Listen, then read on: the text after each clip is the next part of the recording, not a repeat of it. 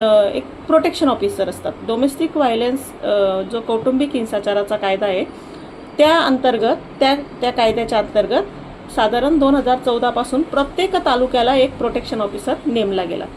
त्याचं महिलांच्या म्हणजे तुमच्यावर काही अन्याय अत्याचार होत असेल तर प्रोटेक्शन ऑफिसर, तुमच्या तालुक्याचा प्रोटेक्शन ऑफिसर कोण आहे त्याची माहिती घेणं आणि त्याला संपर्क करणं आणि पोलीस पाटीलकडे जाणं, त्यांना नम्रपणे तुमचा प्रश्न सांगणं, तुमच्यावर होणारा अन्याय अत्याचार सांगणं, लेखी स्वरूपात त्यांच्याकडे देणं, जे तुम्हाला जमेल तसं लिहून काढणे. बघा लक्षात घ्या, पूर्वीच्या काळात महिला शिकलेल्या नव्हत्या, त्यावेळेला त्या त्यांच्या नशिबाला दोष देत होत्या, तर ते समजू शकते मी.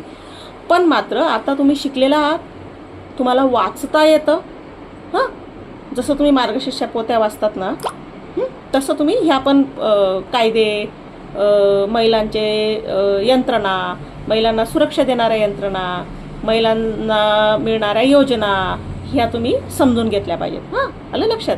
त्याच्यामुळे सावित्रीबाई फुलेंनी, महात्मा ज्योतिबा फुलेंनी आपल्याला शिकवण्याचा हा टास याच्यासाठीच केला होता की आपण आपल्यावर होणाऱ्या अन्यायाला वाचा फोडू शकू, आपण आपल्यावर होणाऱ्या अन्यायाला उत्तर